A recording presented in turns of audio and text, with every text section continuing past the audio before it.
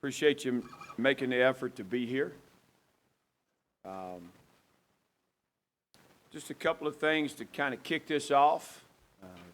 2025 Media Day. Been pleased with the effort and the attitude of our football team throughout this offseason. I've said it a couple of times. We need to build off of that. That's what we're working on right now, to have the type of preseason camp that we need to have. But the competition level is at an all-time high. I think offense, defense, receivers, DBs, running back, linebackers, offensive coaches, defensive coaches.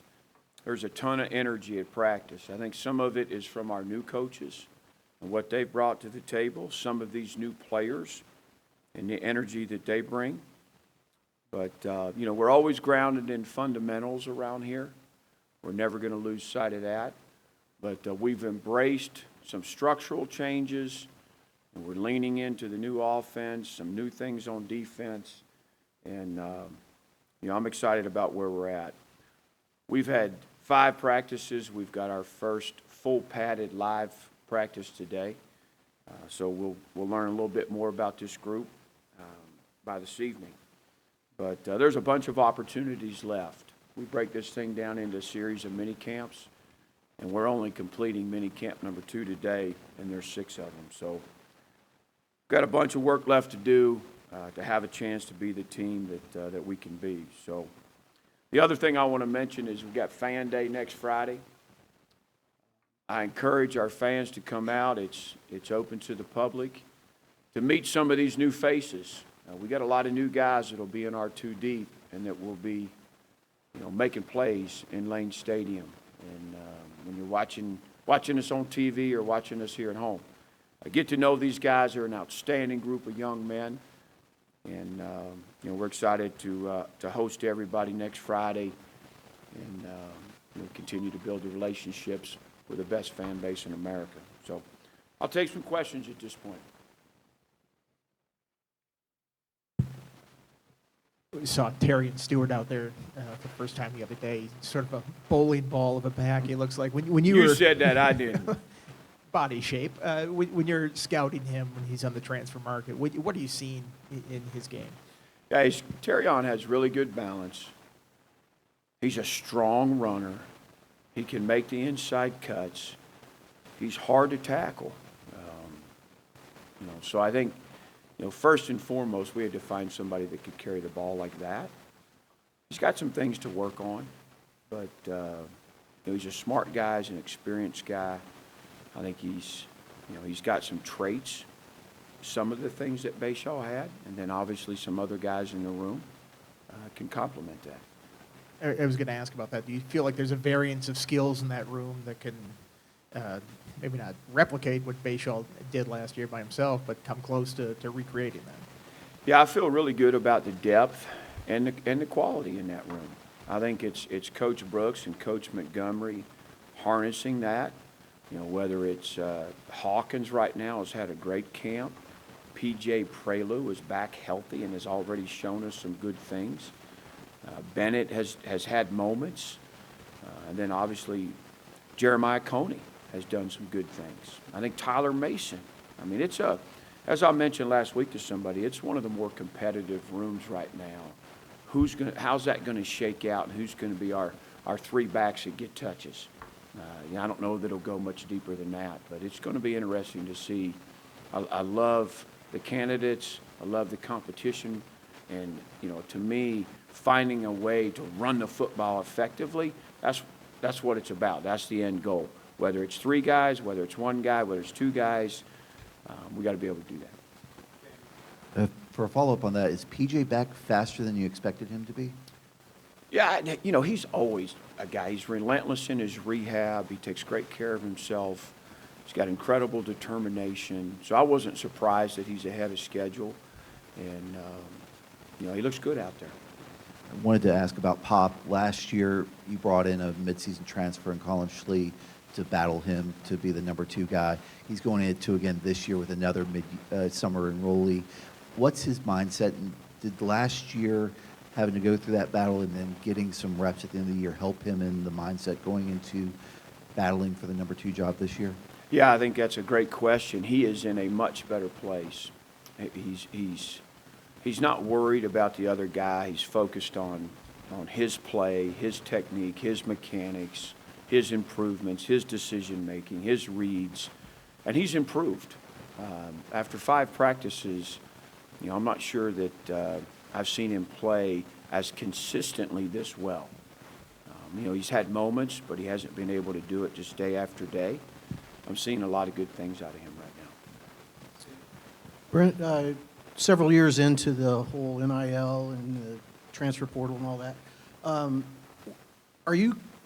how comfortable are you with the whole system now at this point, and where are you guys better at doing this now than what you did, whatever kind of things you learned from all this so far?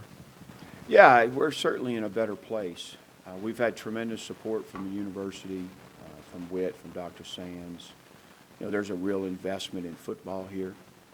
But I think most of all, you gain experience through experience, right? And going through the negotiations with these guys in the portal, going through negotiations with guys coming out of high school, going through negotiations retaining players on your team. You learn more and more about the landscape and how other folks are doing it. And, so you better educate yourself and you put your best practice out there. And I think we've done a nice job. Kelly Woolwine and Mitch Gerber and those guys. We're not certainly perfect, but we've done a nice job evolving as it's evolved and trying to be at the forefront of things. We're not where we need to be yet, but I think we're moving along pretty good. You had said when the transfer portal really started going that you're always looking for guys that want to be here in the first place.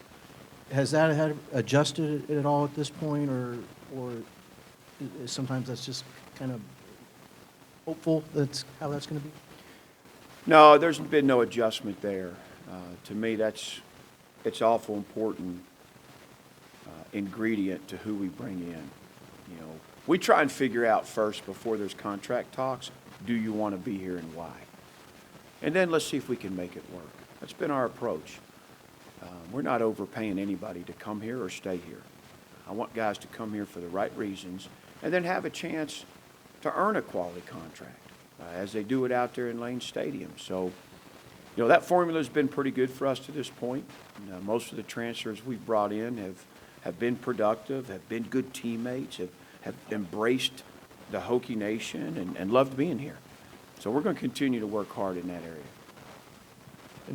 Just another thing, your relationship with the new coordinators, how has that developed here during the summer?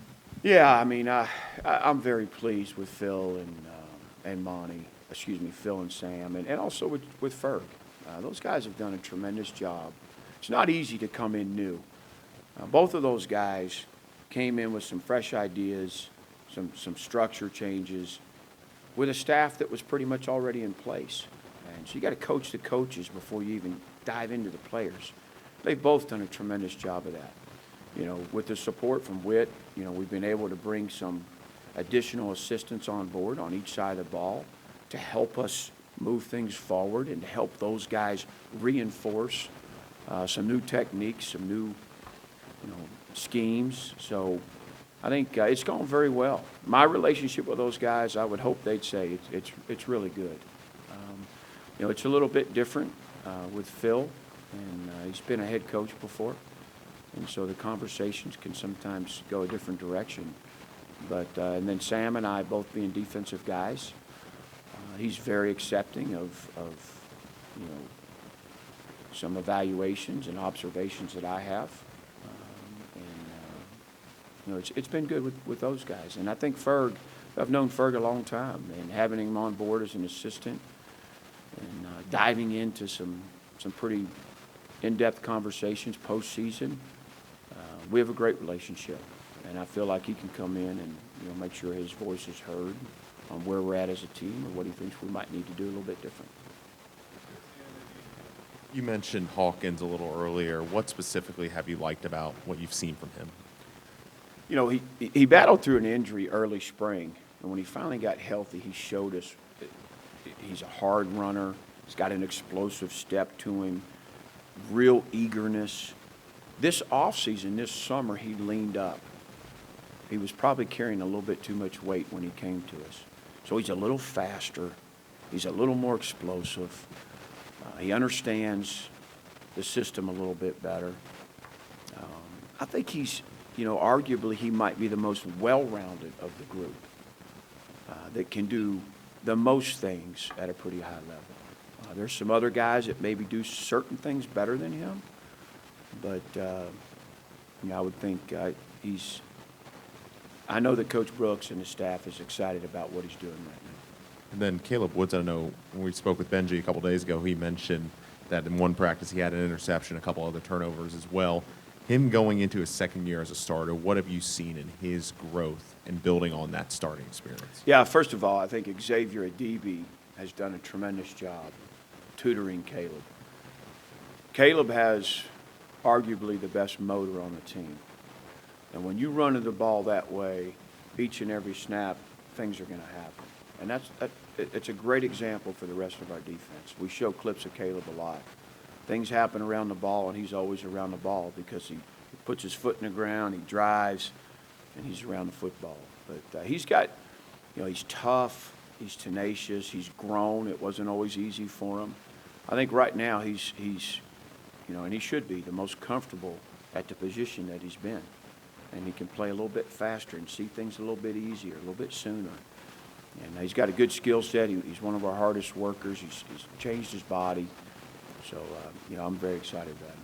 And then Cam Selden coming in, having now a full offseason working from running back and now at wide receiver this full offseason since he's been here. What have you seen from him working kind of in the slot and on the outside? Yeah, you see some explosive plays. You see the potential there. He's a good student of the game. He's still learning the position. But he's right in the mix of things, right in the throw of things. He's got tremendous speed and good build on him. He's a work in progress. He's still coming. And we look for him to have a good camp and find some consistency in his play, before we enter the season. You went from an extremely experienced cornerback duo with Dorian and Mansour last year to this year, less starting experience there. Do you view Lovett and Williams as the top guys in those outside corner spots right now? And how do you view just the cornerbacks in general? Yeah, right now I'd say it's more of a four-way between Dante, T. Will, IBM, who has a ton of experience in the secondary, and then Caleb Brown, who also has a ton of experience. We got a number of guys that have experience at other places. But, Christian Williams has had a pretty good camp. I think JoJo Krim, Deloach at times. It's a good room. There's more depth there. We don't arguably have two guys like Mansour and Dorian that, can walk in with all that experience and all that talent. But I like the group. I think Coach Jones does too. But it may be where, I personally felt like Dorian and Mansour played too much at times. We leaned on them a little bit too heavy when I looked back. So I think we'll have a little more depth and a little healthier rotation at the corner position. What differentiates Caleb Brown from the others? He obviously came in April, or that's when you guys picked him Yeah. up. So what does he kind of add to the room? He's got length. He's got pretty good speed. He's a real technician. I look at JoJo Krim and I say, that's Caleb in another year. Just a long guy that plays hard, runs pretty good, can lean on you, smart, tough. And again, he's got experience at a couple different levels. He's got a heck of a journey. When I look at a bunch of guys on this team, their stories are really, really special for a bunch of them. How they got to Virginia Tech. Out of high school, whether they weren't recruited or under-recruited or they went big time and it didn't work out. There's just a lot of good stories that we capture, and these guys, they're a motivated group. They've got things to prove as a team, the guys that were here with us in 24, and then a bunch of guys that got things to prove individually, show people kind of what they're all about. In the spring, we spoke to you about the safeties and just the versatility, the different skill sets. A couple practices into the fall. Do you like what you're seeing about that group and how that's meshing together? Yeah, I do. I think Christian Ellis explosive player. He had a soft tissue injury early, but I think we've got him back. Sherrod Koval is coming along as a complete safety. He's been really good in one aspect and just okay in the other. Tyson Flowers, the most well-rounded guy back there. Quentin Reddish, obviously a guy we know a lot about that can be a big-time playmaker for us. And then Isaiah Cash, he's playing multiple positions back there, which a couple of those guys are doing to give us quality depth. But right now I feel like we've got 5 safeties that can play. Hey, Coach. How are you? Hey. Just a quick question. I know you've spoken so much about Coach Ferguson and what he's added to this program. What have you seen in the past few practices and to see that exponential growth has really been hit from bringing him in? Yeah, I think a couple areas. We're leaner, but not necessarily lighter. We just look better in our uniforms. Secondly, we're moving around better, whether it's change of direction or straight line running. We look like a faster group all in all. Thirdly, we've been able to work harder, to work a little bit longer because of the condition we're in, the shape we're in, because of the type of summer we had.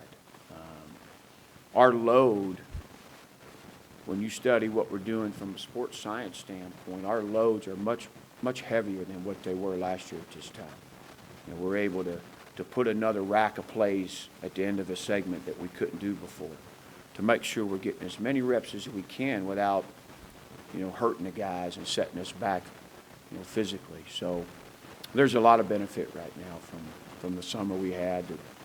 And then between our sports science staff, our strength staff, our trainers, nutritionists, our coaches, just every day it's a conversation at the end of the night. Is the plan for tomorrow still the right plan from a rep count, from a timing count? You look at injuries, you look at where we were that day. Did we get enough work? Did we not get enough work? Did we overwork them? So we're trying to be very intentional about the time we're on the field and the reps that we're getting. Brent, you mentioned Xavier DB and the job he's done tutoring Caleb Williams. His journey coaching, he started at lower ranks and come up, and now he's back here. How have you seen him evolve into his position? Yeah, it's been pleasant to watch. I was excited to bring Xavier on board.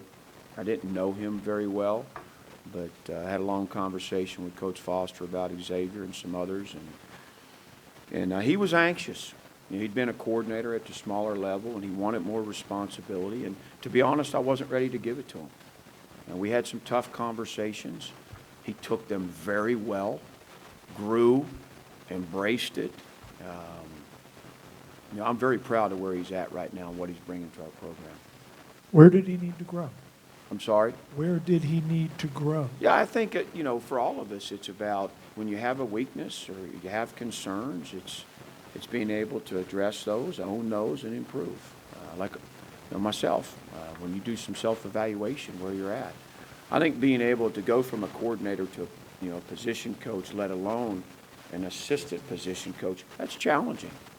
And, you've got your own ideas and your own things, and how you communicate those, how you put those on the table, how you take the feedback, whether it's positive or negative on your suggestions or ideas.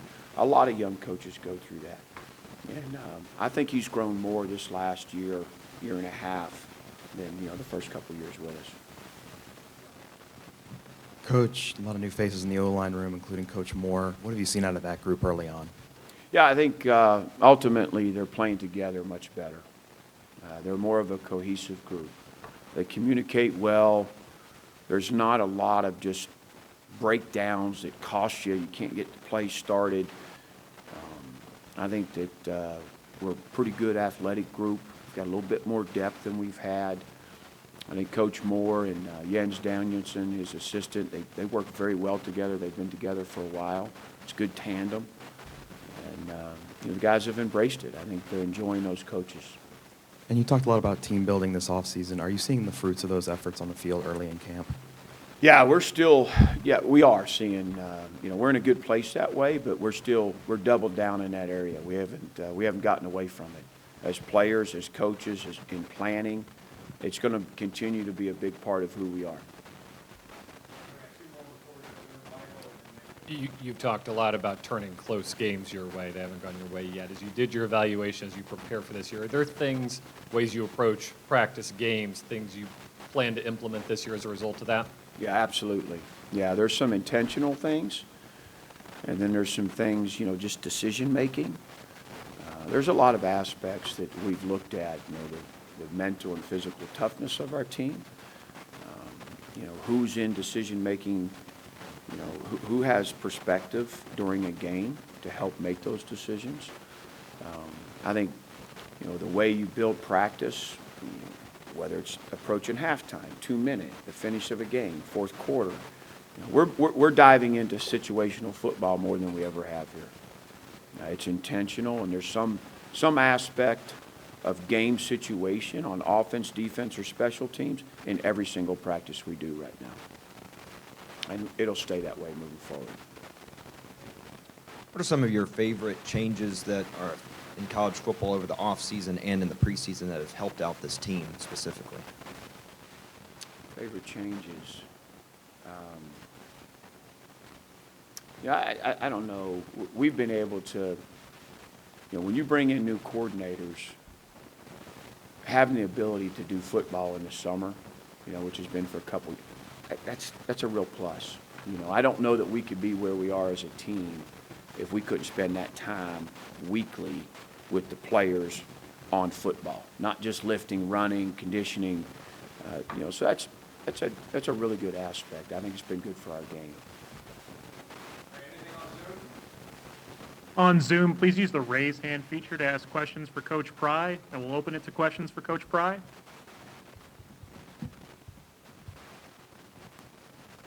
Take any final questions for Coach Pry on Zoom? First and final. We'll go back to you, Travis. All right, we'll finish with David T. on the room. Brent, you mentioned spending more time on situational football than ever before. I imagine that includes overtime games, given your season last year. Yeah, we've taken a deep dive.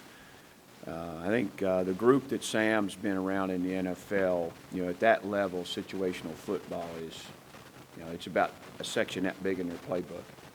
And so we've taken a deep dive. We've brought a lot of them, into our planning and preparation. It starts with educating the guys in the meeting on what the situation of the day is, and then walking through it in our walkthrough phase, and then practicing it in the practice period. So, again, more guys that are comfortable in situations, and I'm just talking about players, it's coaches as well, that we've been in this situation, we've thought through it, we've talked through it. Some of it requires a conversation that night. Maybe we didn't like how it went at practice, or we learned something by doing it in practice. How do we feel about it now? The situations may never come up, but they might. So I feel good about the investment there. It's been healthy for us. All right, thanks, everybody.